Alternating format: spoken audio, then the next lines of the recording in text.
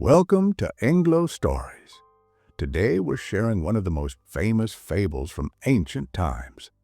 This short story was written by Aesop, a storyteller who lived in ancient Greece about 2,600 years ago.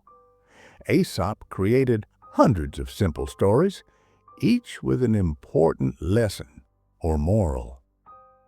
The Fox and the Grapes is a very short but powerful tale about desire, disappointment, and how we react when we can't get what we want. Have you ever wanted something so badly but couldn't have it? How did you feel afterward? This story explores exactly that situation through the adventures of a clever fox who encounters some delicious-looking grapes. So sit back, relax, and let's improve your English together as we discover what happens when a hungry fox spots some juicy grapes hanging just out of reach. In a beautiful countryside many centuries ago, the hot summer sun shone brightly over rolling hills and green fields. The land was dry, as it hadn't rained for many weeks. Small streams had turned to mud, and many plants had withered in the heat. In this parched landscape lived a fox with bright orange-red fur and a bushy tail. He was well known in the area for his cleverness and quick thinking. Most animals respected him, and some even feared his intelligence and cunning nature. On this particularly hot afternoon, the fox was wandering through the countryside feeling extremely hungry. He had not eaten since early morning, and his stomach growled loudly, reminding him that he needed food soon. The fox had already searched his usual hunting spots without success. The rabbits were hiding deep in their burrows, the mice were nowhere to be seen, and even the birds seemed to have flown elsewhere to escape the heat. With his energy starting to fade, the fox decided to explore a new area beyond the hills. His sharp eyes scanned the horizon, looking for any sign of food. His sensitive nose sniffed the air, hoping to catch the scent of something edible. His ears twitched, listening for the movement of potential prey.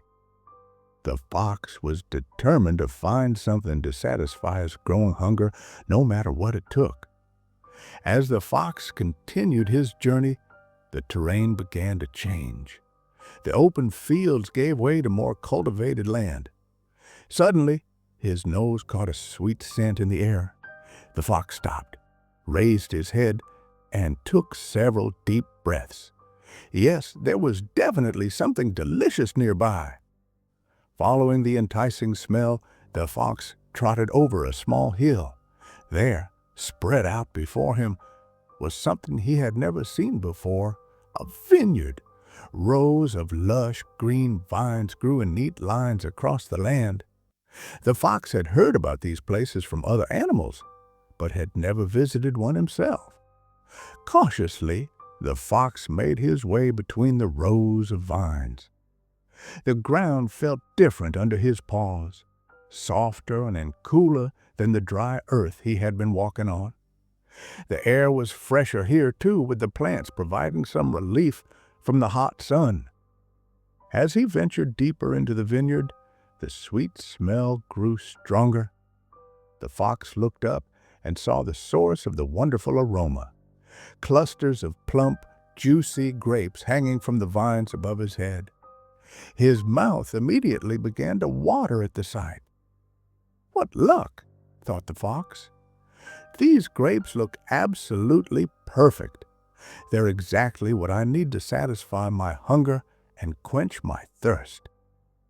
The only problem was that the grapes were hanging quite high off the ground, much higher than the fox could easily reach. But the fox was not discouraged. He was known for his problem-solving abilities and determination. "I'll just jump and grab them," he decided confidently. The fox took a few steps back, crouched down low, and then leapt upward with all his strength. His paws stretched toward the grapes, but he fell short by several inches. The grapes remained tantalizingly out of reach. That was just a practice jump, the fox told himself. This time, I'll try harder. Again, he backed up, this time a little farther. He took a deep breath, focused on his target, and sprang upward with even more force. His body rose higher than before, and for a moment he thought he might succeed. But once again, his paws grasped nothing but air, and he landed back on the ground with a soft thud. The fox was starting to feel frustrated, but he wasn't ready to give up. His hunger was growing stronger, and the sweet smell of the grapes was driving him wild with desire. Those juicy purple fruits were worth the effort, he decided. He would try different approaches until he succeeded.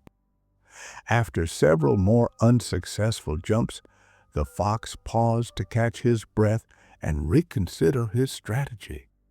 He looked around the vineyard for anything that might help him reach his goal. Perhaps there was a rock or fallen branch he could use to climb higher. After searching carefully, he spotted a small mound of earth near one of the sturdier vines. This could be exactly what he needed. The fox quickly moved to the spot and tested the ground with his paw. It seemed solid enough to support his weight. With renewed hope, the fox climbed onto the mound, adding several precious inches to his height. He steadied himself, eyes fixed on the grapes above. This would be his best chance yet. Gathering all his remaining strength, he launched himself upward in a mighty leap. Time seemed to slow down as the fox soared toward its target. His body stretched to its full length, his front paws extended as far as possible. He could almost feel the smooth skin of the grapes against his paws, could almost taste their sweet juice on his tongue. For a breathtaking moment, it seemed he might finally succeed. But gravity could not be defeated. The fox's paws missed the grapes by just a hair's breadth, and he tumbled back to the ground with a heavy thud. This time, he landed awkwardly, sending a sharp pain through one of his legs. The fox lay there for several moments, panting heavily, his fur covered in dust. He had tried everything he could think of, different jumping techniques, various angles of approach, using the mound for extra height. But nothing had worked. The grapes remained suspended above him, still perfect, still unreachable.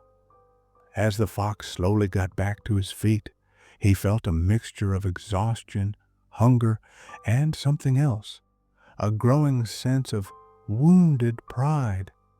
He had always prided himself on his ability to overcome obstacles, but this challenge seemed truly impossible.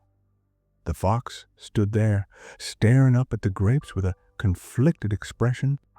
His stomach was still empty, his thirst unquenched, but his energy was completely drained.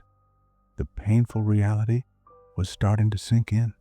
He simply could not reach those grapes, no matter how hard he tried or how badly he wanted them. This realization was difficult for the fox to accept. He had never considered himself a failure before. In the past, his persistence had always paid off eventually, but now he had to face the fact that sometimes even his best efforts were not enough.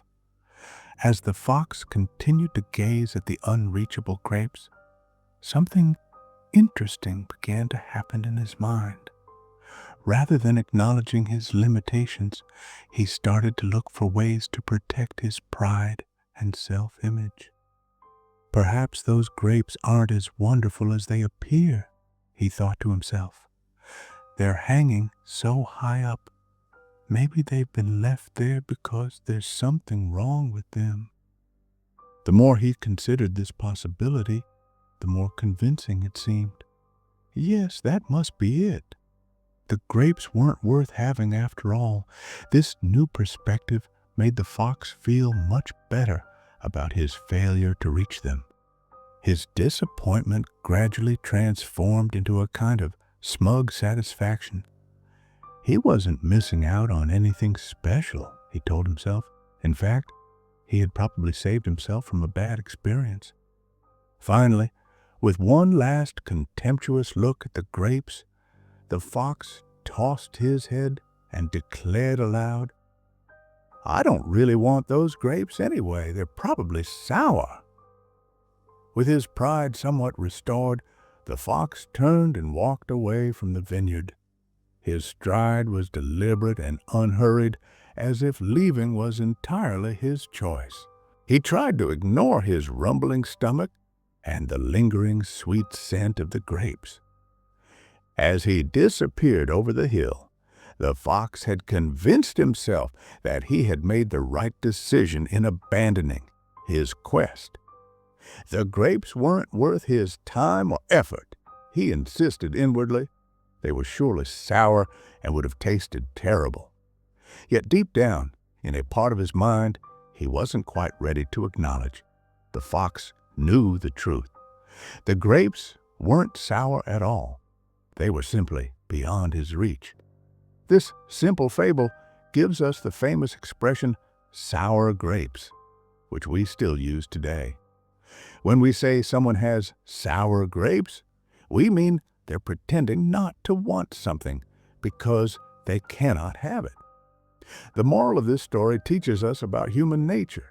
When we can't achieve something we desire, sometimes we pretend it wasn't worth having in the first place. This helps us feel better about our disappointment or failure.